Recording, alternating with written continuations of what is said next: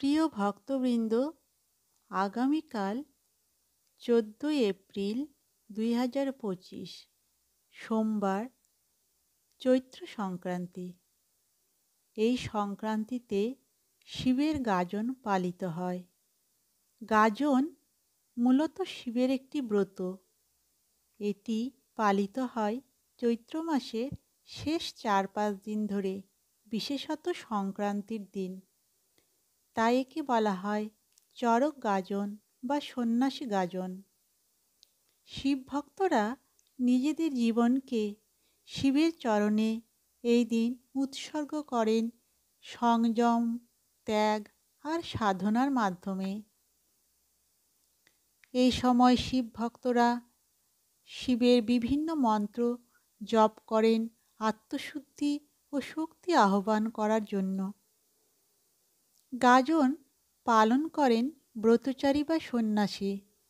তারা গোটা চৈত্র মাস মাটিতে শুয়ে থাকেন, নিরামিষ আহার করেন, রাতে জাগরণ করেন এবং হেঁটে হেঁটে গ্রামে গ্রামে শিবের নাম প্রচার করেন। সংক্রান্তির দিন তাদের দেখা যায় নাচতে নাচতে গানের তালে চড়ক গাছে ঘুরতে। অনেকেই শরীরে বর্ষাবিদ্ধ করে শরীর ত্যাগের প্রতীক হিসেবে এই তপস্যা করেন। এই দিন কী করবেন? ভোরবেলা গঙ্গা বা পবিত্র জলাশয়ে স্নান করবেন। শিব মন্দিরে গিয়ে দুধ, বেলপাতা ও জল অর্পণ করবেন এবং ওং নমঃ শিবায় মন্ত্র 108 বার জপ করবেন। সাদামাটা জীবনযাপন করবেন, অহংকার পরিত্যাগ করবেন এবং গরিব ও অসহায় মানুষদের দান করবেন।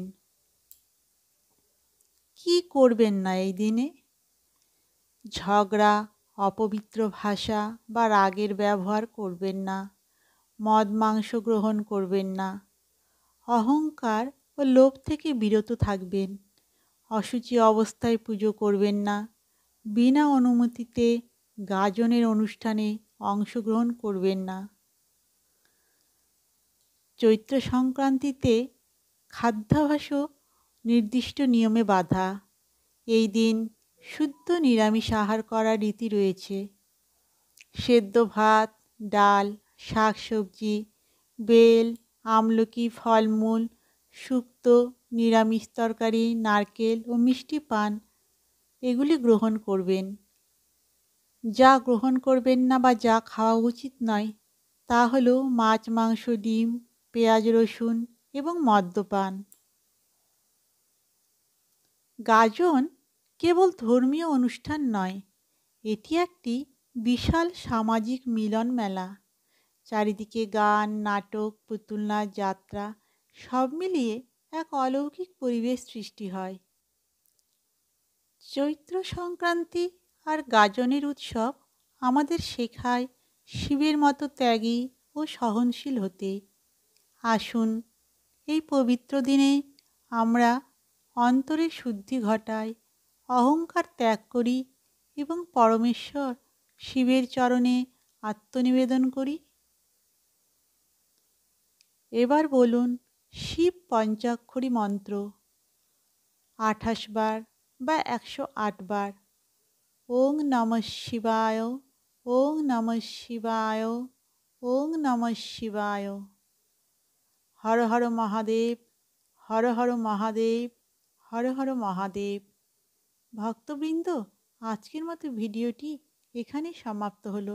ভালো লাগলে লাইক, কমেন্ট, সাবস্ক্রাইব এবং শেয়ার করবেন। নমস্কার, ধন্যবাদ।